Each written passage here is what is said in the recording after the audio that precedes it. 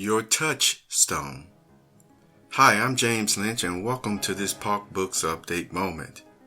This is in the series called The Lion, the Leader, and Sage, Part 2.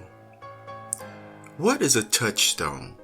Why is it so important, especially back in the older days, where basically the touchstone was a piece of metal, or stone, if you will, well, if someone was to do business with you, of course you have the scales, but also if someone was to do business where the commerce or the currency that was going to be used was metal.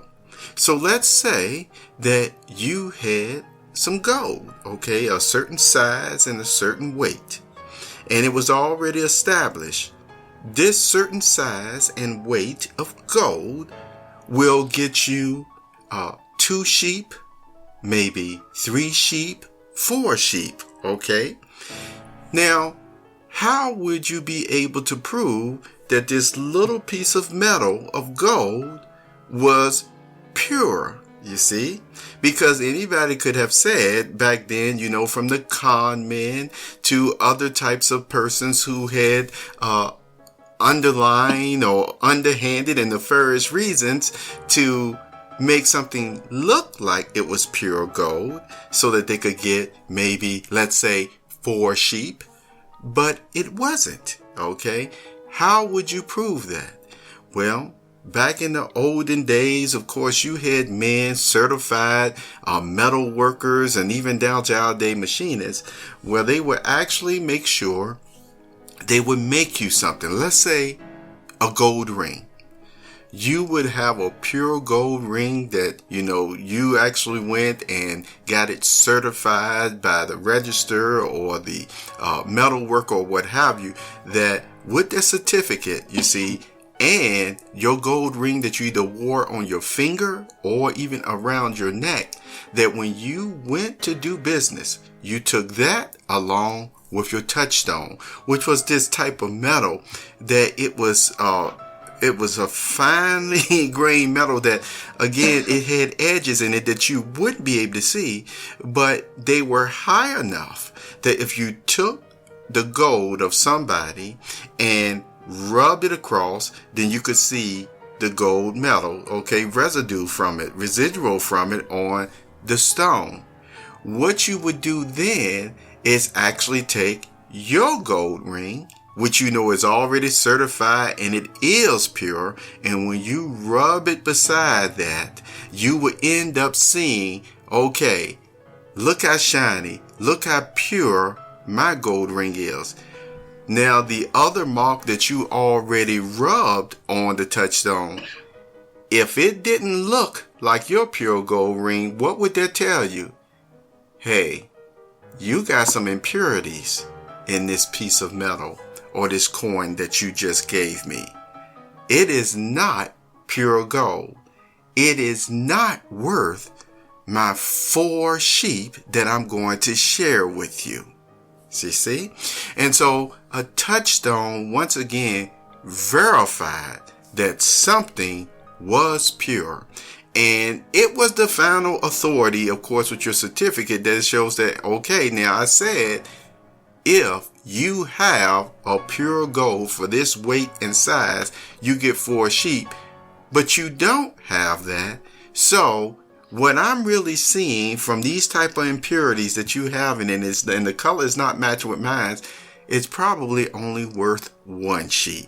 Do you want to make a deal that way? All right. Or because you found out that the person is a criminal or thief altogether, then you know not to do business with that person at all because they were not, upfront with you as far as the purity of their gold. Why is this so important today? Where a touchstone sometimes is used in a figure of speech way to designate that, look, we know these are the proven facts here. These are the certified facts and what we have found out for this or that. And it is designated that if we do this universal fact, I like to say universal principle on this matter, then guess what? It truly is worth this. So, how's that figure of speech used? It is sometimes used to say, what is the touchstone of your beliefs? What is the touchstone of your faith? How do you know it is worth this much? How do you know it is worth that much?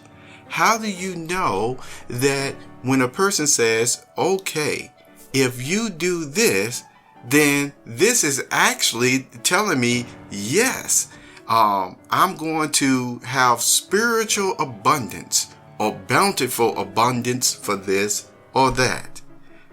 Is it based off of something that's credible? Let me go one more step further. You've heard me often mention that people are either spiritual, spiritistic, or both. By examining, getting yourself a spiritual touchstone, you will be able to tell the difference.